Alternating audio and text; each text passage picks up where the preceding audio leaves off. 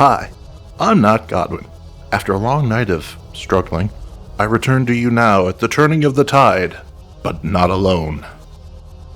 Annekkipu has made a sister video to this one, so if you like what you see here, you'll love her take on the concepts of night and flame, so I implore you to check out her channel. Knowledge divided, ignorance is our ammunition.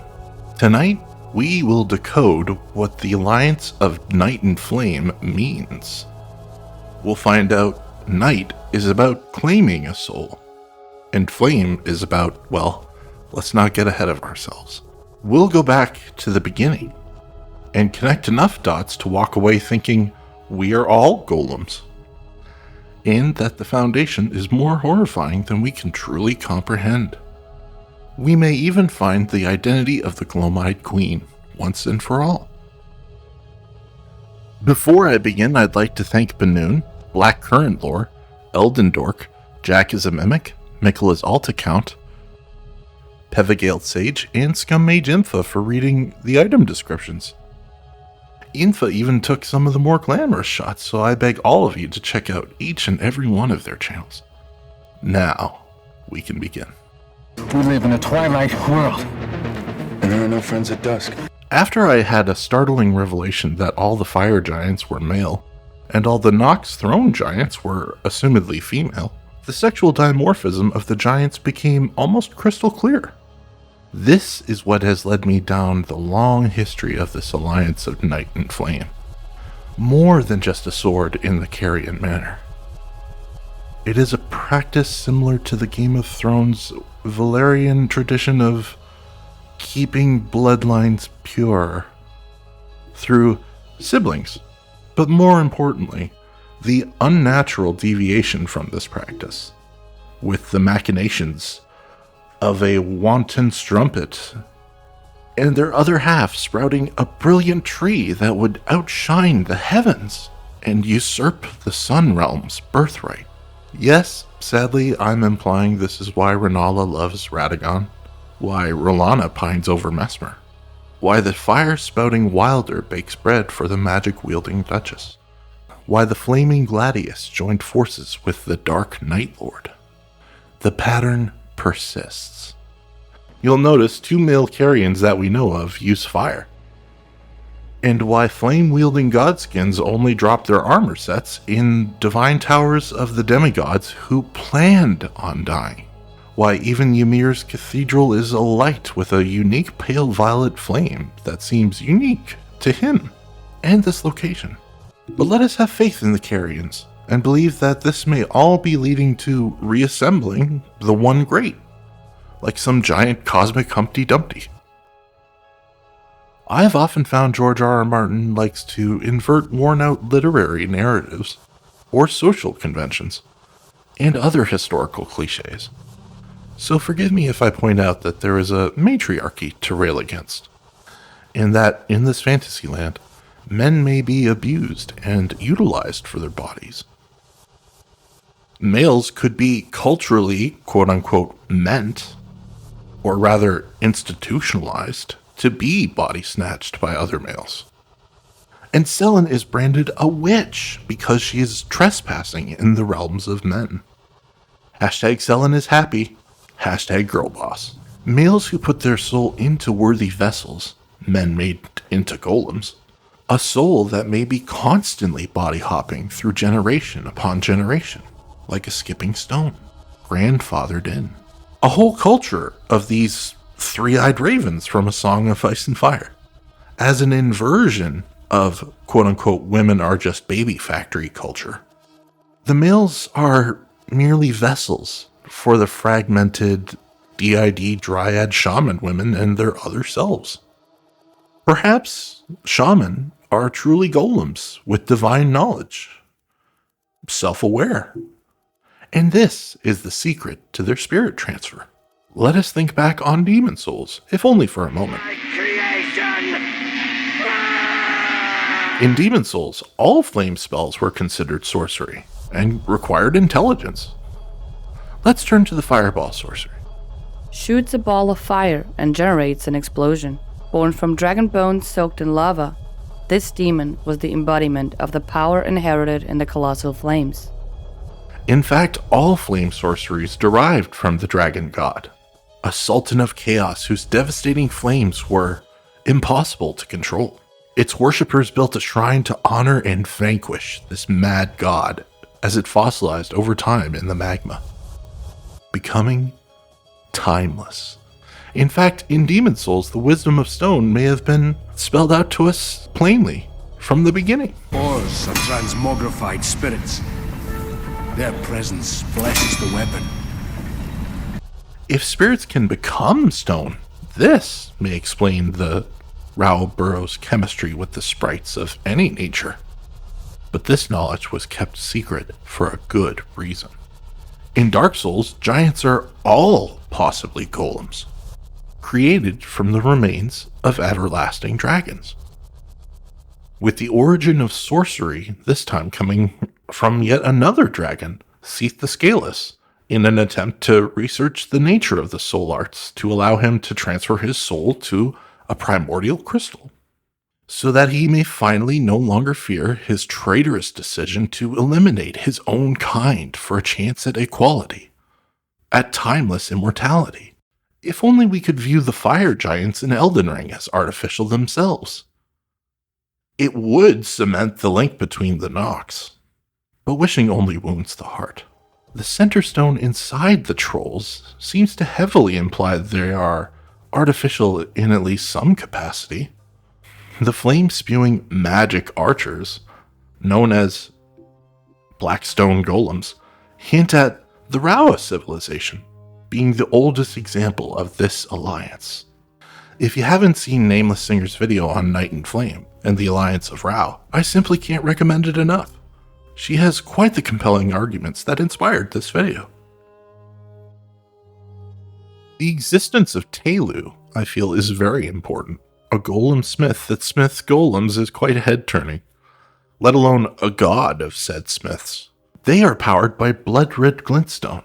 We may be seeing all of those dead giants in the north being repurposed into smithing golems to preserve their knowledge while keeping them strong and vulnerable, just alive as you need them to be. Perhaps archery is a clue to this long-lost history.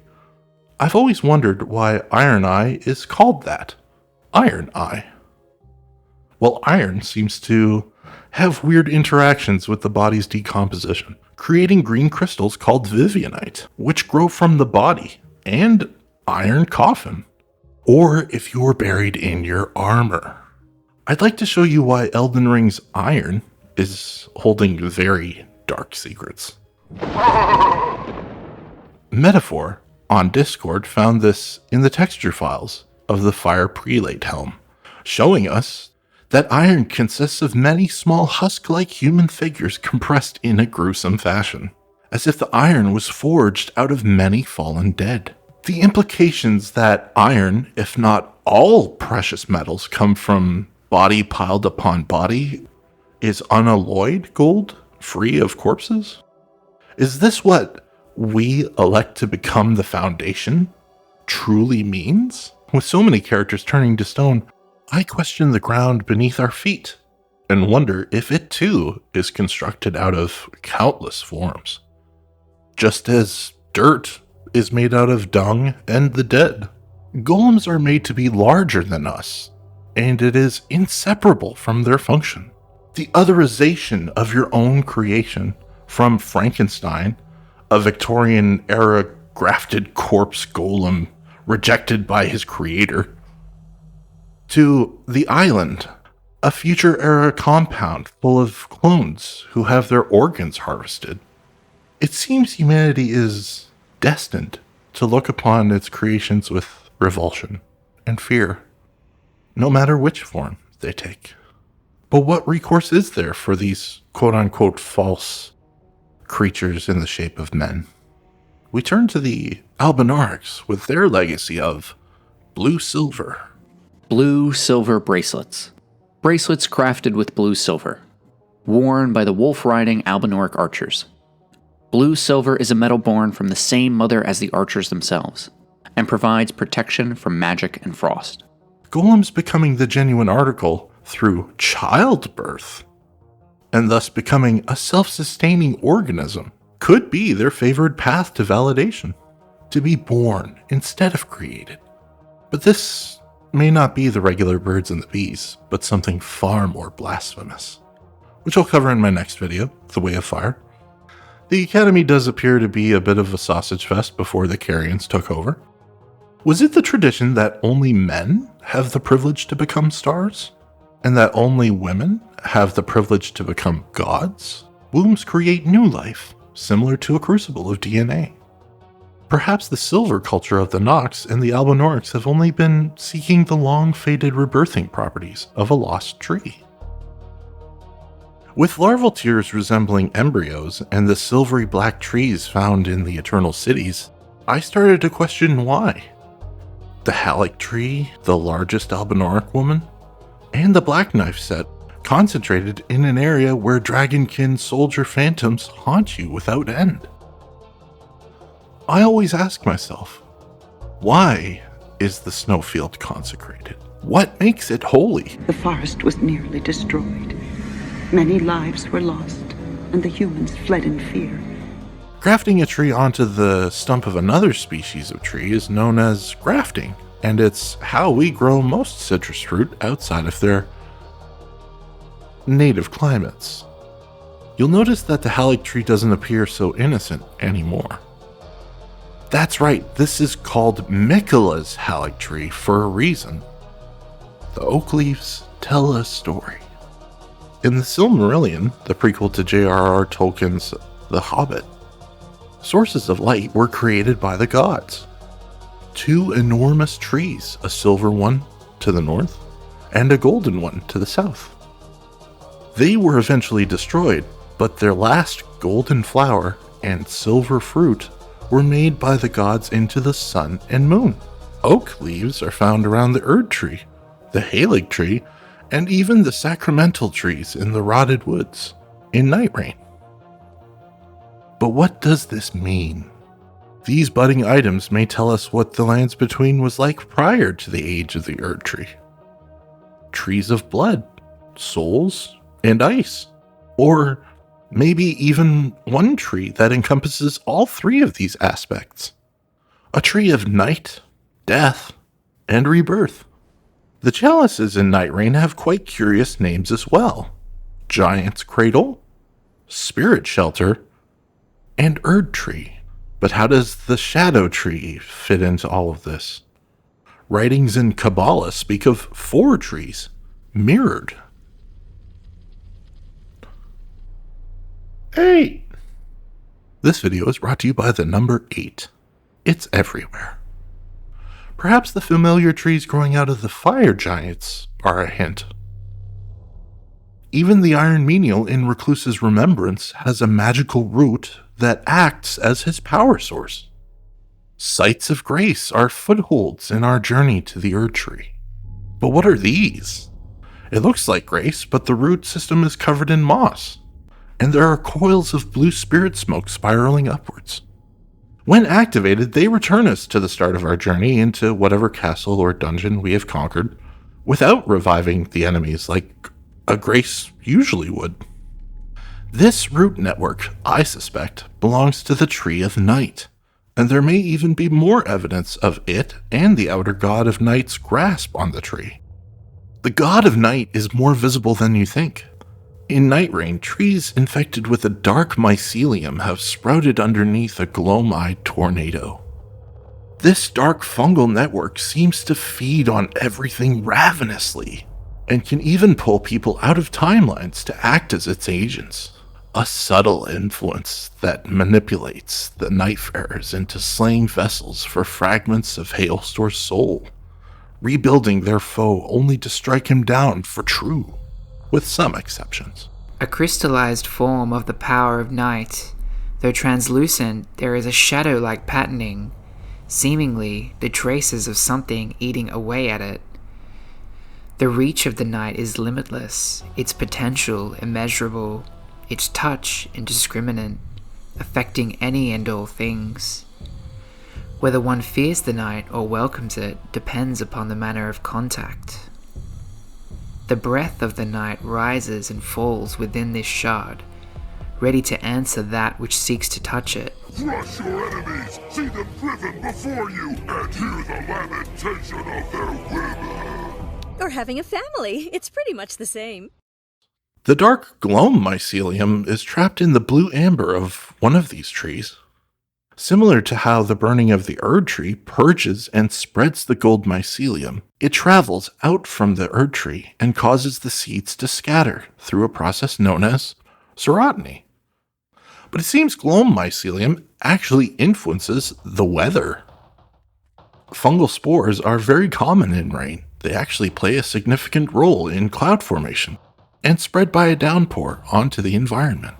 These microscopic particles can either be carried by the rain, or they can act as cloud condensation nuclei, forming water droplets and contributing to precipitation, such as rain or snow.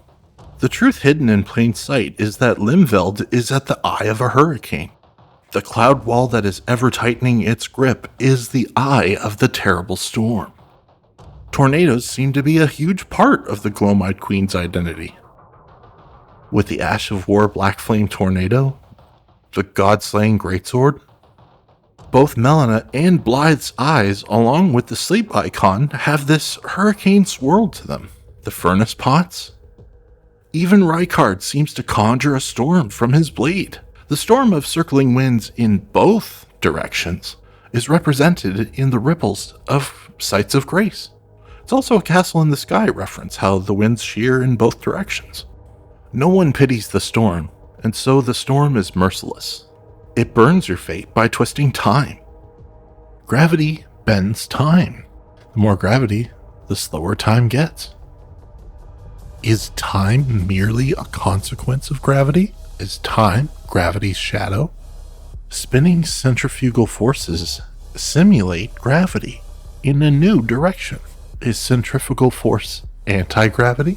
Does cradling/rocking an infant reduce the gravitational strain on newborns who are recently outside of a fluid environment, reducing the pull of gravity? The gravitational effect of our largest gas giants in the solar system protects our inner planets by scooping up asteroids and comets that could change life on Earth forever.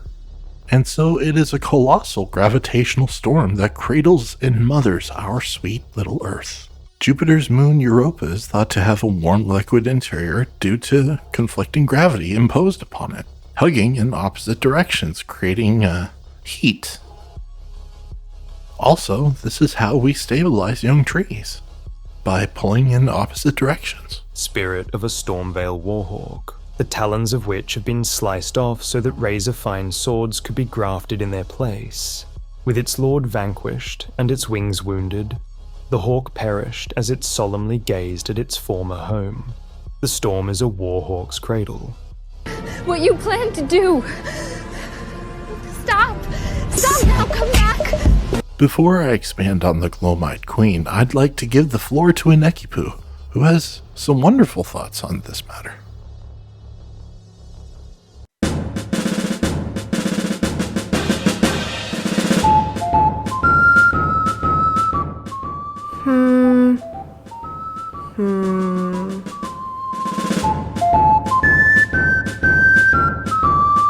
Oh, just in time. I think I have realized something. You know these folds of fabric behind the statues of Queen Merica?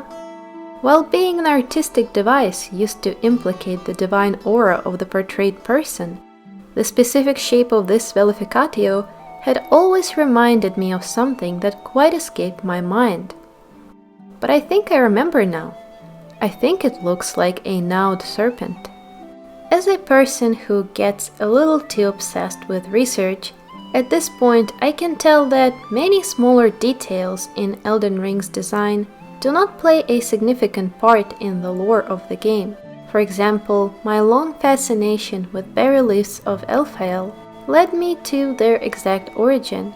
The book called Lornato by Augusto Guarneri, the collection of antique and modern motifs, preserved in an encyclopedical format, for the new generations of artists to learn and reuse, which is a normal practice in art. You don't need to be inventing the wheel over and over. However, the precise placement of certain details in this game is quite intentional. And so the riddle of America's hair has been bothering me ever since I saw the statue of Mesmer's mother. Basically, this puzzle revolves around the fact that putting all statues of America in the game in chronological order shows inconsistent hair length and style. And while it can be easily brushed off as a matter of personal preference, for a fantasy world where people don't change their clothes in centuries, it is an uncommon occurrence. So I would like to speculate that the statue in Mesmer's chamber and the statues of Queen America portray two different people. Or more precisely, they portray the original and the impersonator. A while ago, me and Not Godwin teamed up to research the concepts of night and flame in the world of Elden Ring. I am honored to be able to say hi and harass y'all a bit with my yapping outside of my own channel. So if you would like to hear my theory about the parallels between America and Pandora, the first human woman according to the ancient Greek myth, I welcome you to my video, after you're finished with Not Godwin's one.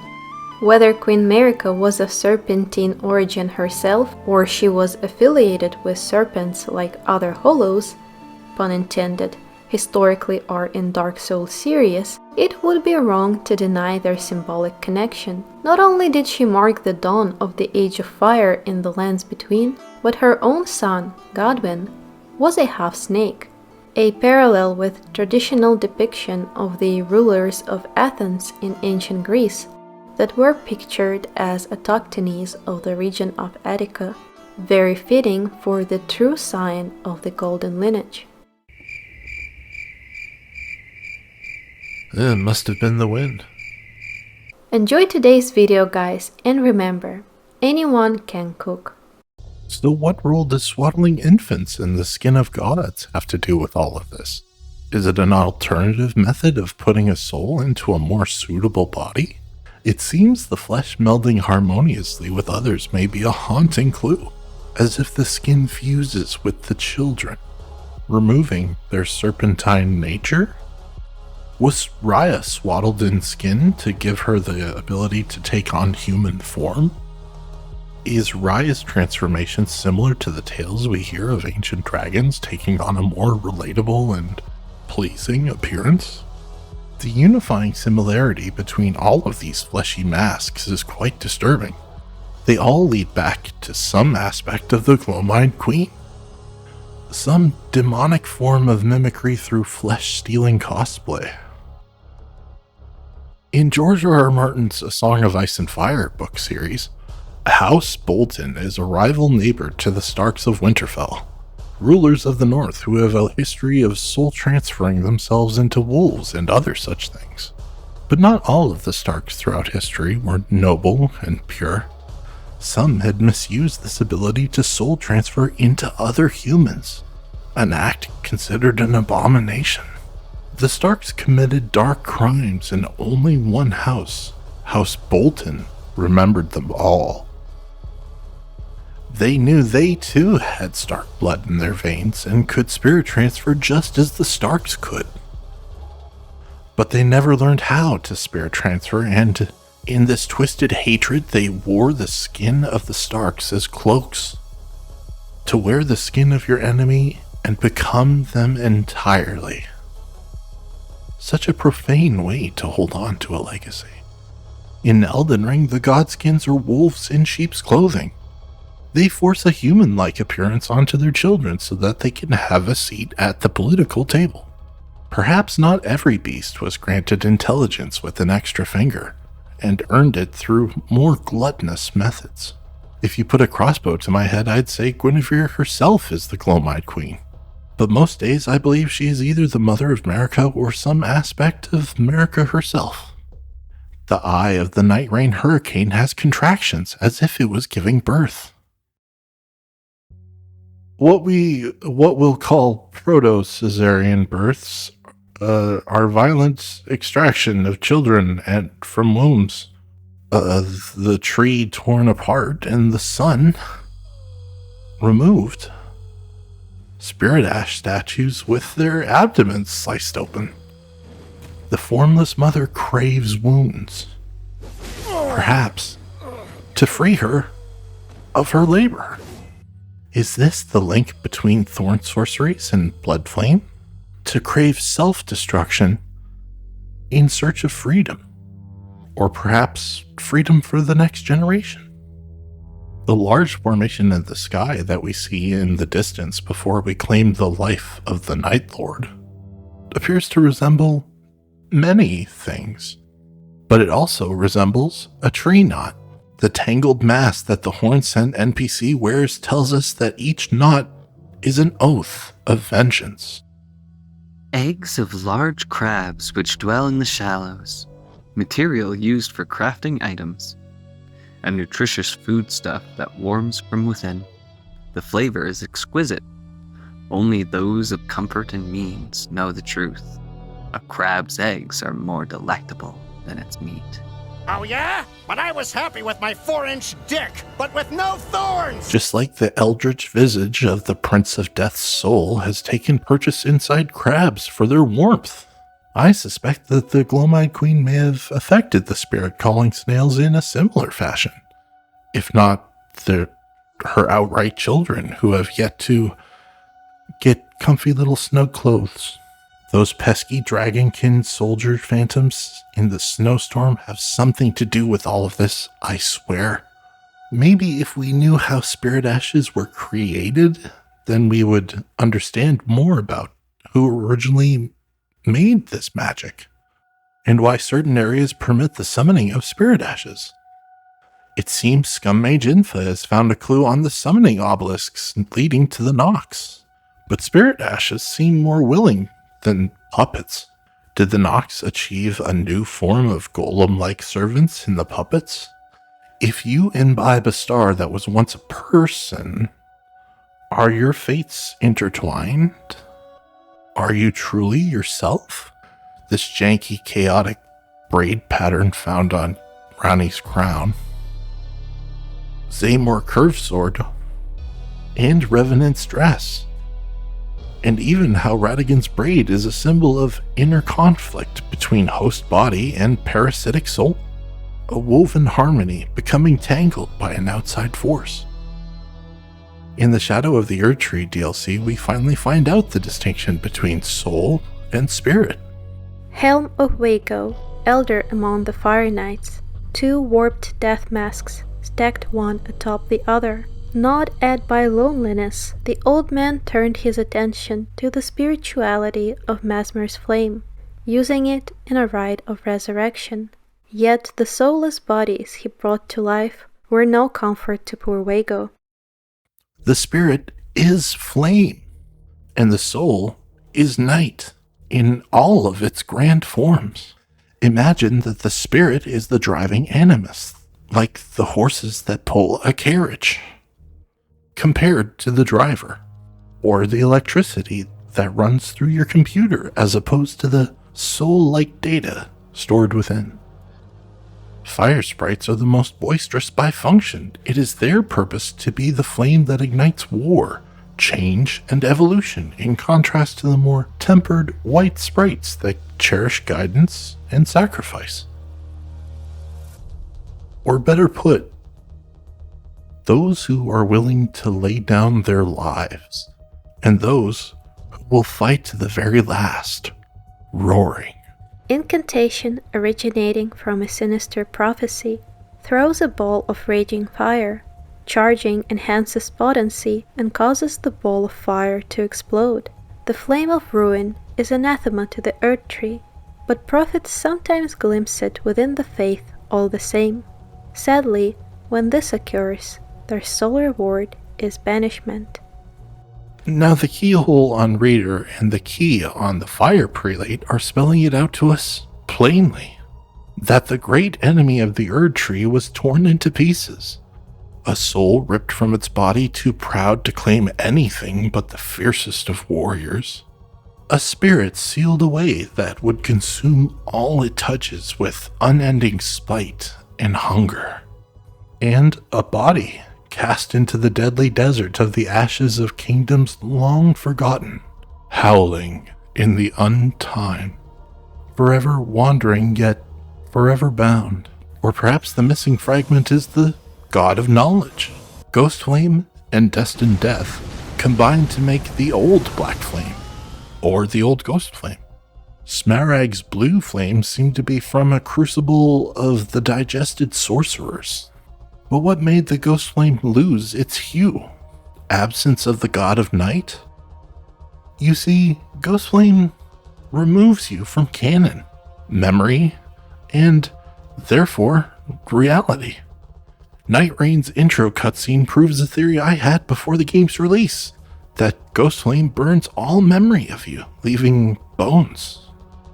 While some cultures choose to burn the dead, to others it is a terrible sacrilege.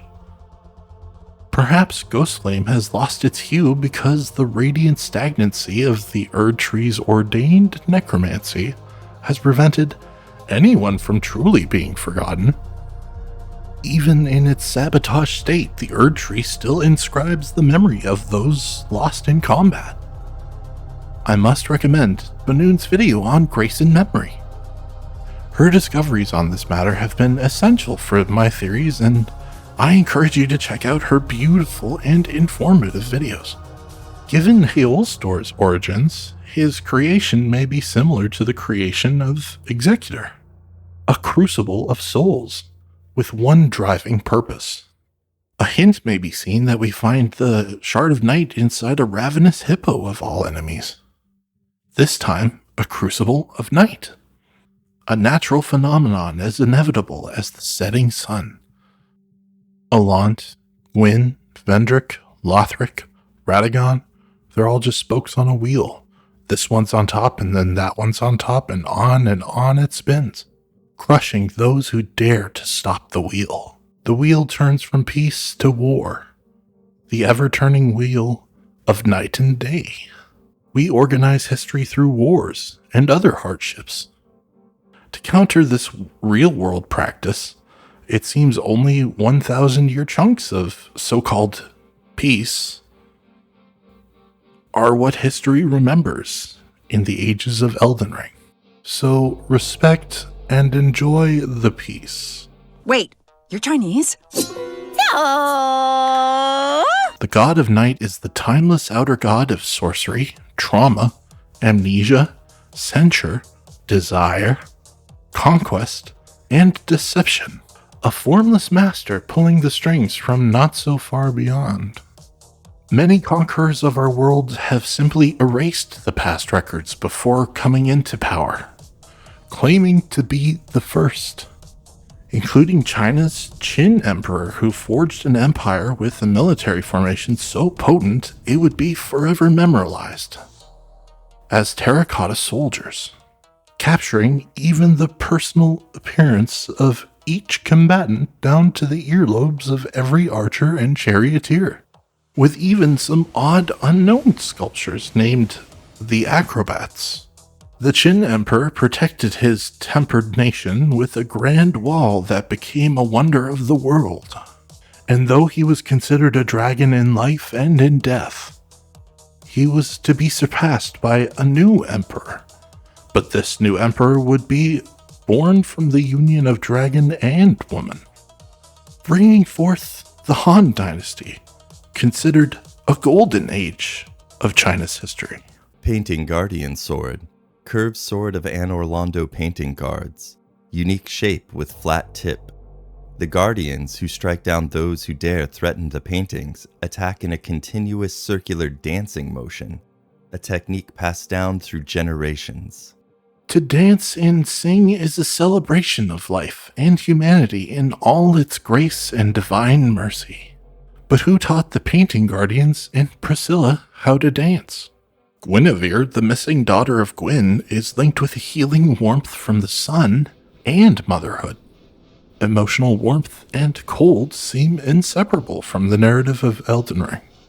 Items that are perpetually cold, like Wilder's coins, may hint at the absorbing, removing qualities of cold and the bountiful giving qualities of warmth. Heat and cold, life and death, and of course, light and dark. Special miracle granted to the maidens of the Princess of Sunlight. Restores a large amount of HP for self and those in the general area. The miracles of Guinevere, the princess cherished by all, bestows their blessings on a great many warriors.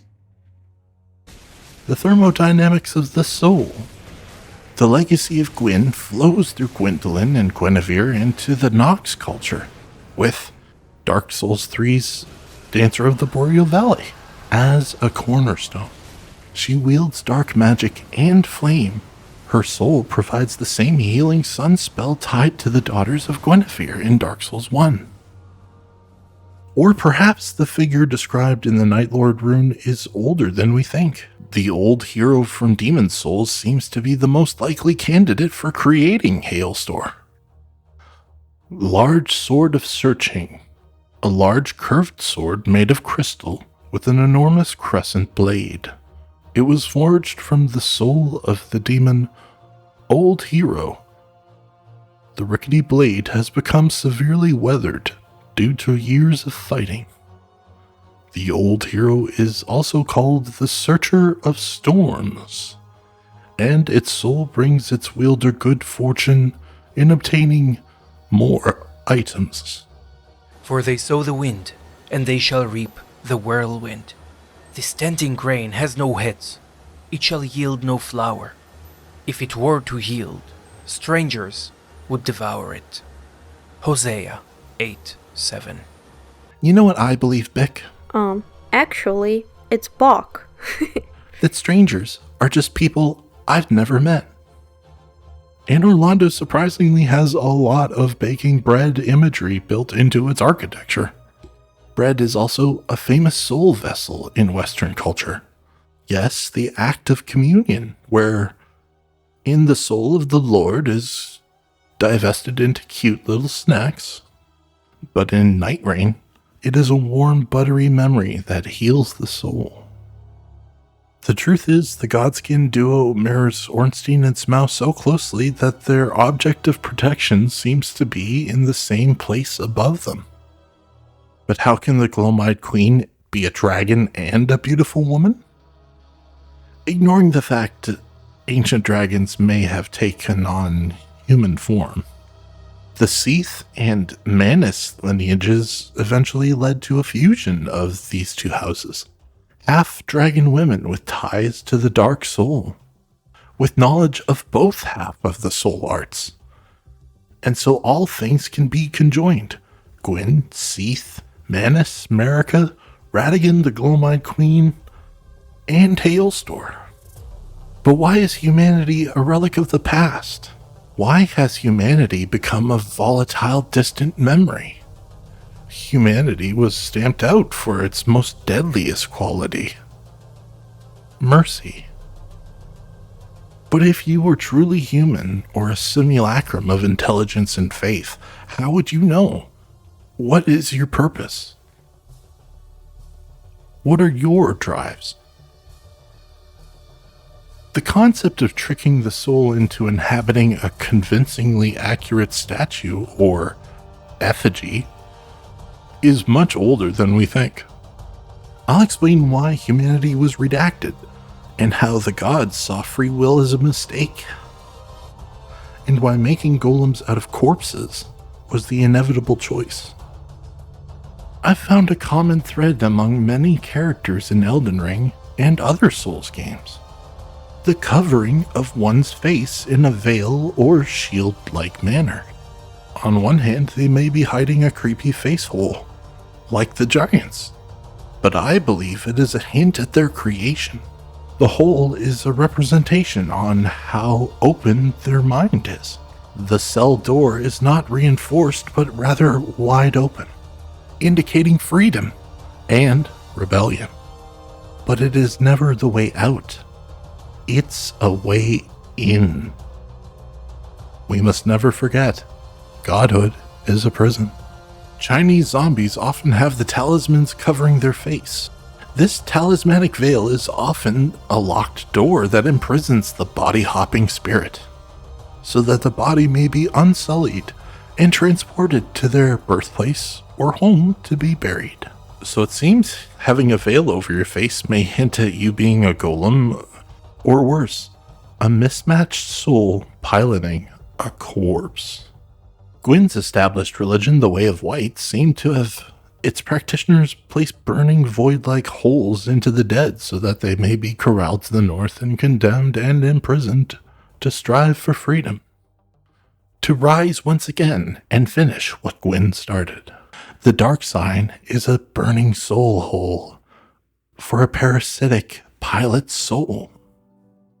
And sometimes the carpet doesn't always match the drapes. And yet we remember. On the first day, man was given a soul, and with it, clarity. And yet, in the beginning, the world was unformed. Nothing but fog, arch trees, and everlasting dragons.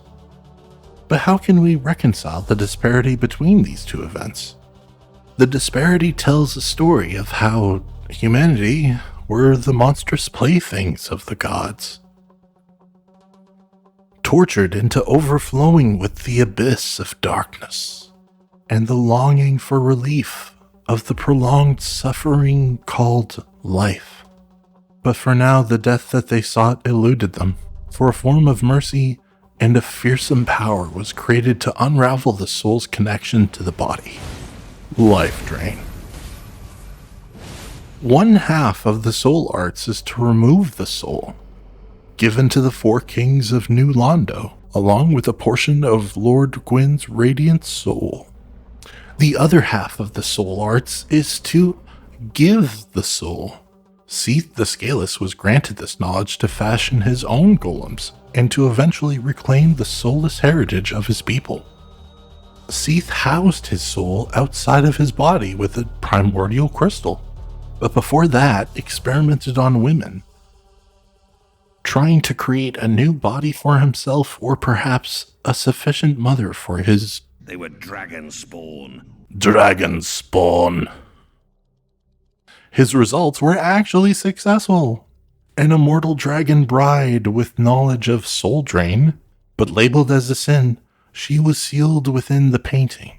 Her line would be eventually hunted by a bloated sludge of a lord named Aldrich, or possibly Smough? This foul cleric had stumbled upon a loophole to this formula, and in his divinity was granted a vision of the end that should not be. An age of deep waters, and committed acts so blasphemously gluttonous, few could follow the path of giving up their own soul. Not the best role model. Seeking a form of immortality in a painting, or in the stars, or in the scales of dragons themselves, elevates you from the tedious pendulum of politics. The ever-grinding wheel. Through hibernation and choosing the proper time to strike, even if it takes thousands of years to become a recluse and simply let time fly by. Which brings me to a colossal, crooked black frame capable of harboring lightning. Adele has taken this to one extreme with his time-ripping storm. A lot like the counter version to the Storm Beyond Time. The way Adele's soundtrack is so anachronistic to the legacy of Souls tracks, it suggests to me that Adele has the ability to fast forward his surroundings, which would explain his desiccated flesh and calorie deficit crusade. This track was simply made in heaven. Why the pollution of Placidusax's scales, otherwise known as smithing stones, would cause a temporal twisting effect all over the lands between. and beyond, making time convoluted. There's even considerable evidence of going into New Game Plus in Dark Souls 2 transports us back in time where our 4 great souls we need to gather still remember their former owners. It seems the wheel can spin backwards, yet never finds rest. We can all only rely on the divine intelligence that this too shall pass. The sun will rise again. The wheel does not cease to turn. So now we remember the truth. We are in a time war. In this war, memories and amnesia are the bandages and bullets. The dark past and the bright future clash eternally. We are merely pawns, scapegoats, and puppet warlords in the face of the great game. Tonight we learned Night and Flame are attracted to each other because they are both two halves of a formula that long to converge, and that the divine secret of soul transfer was guarded throughout every era. We may even have learned the difference between a golem and a genuine living being is a secret to even the gods. For good reason.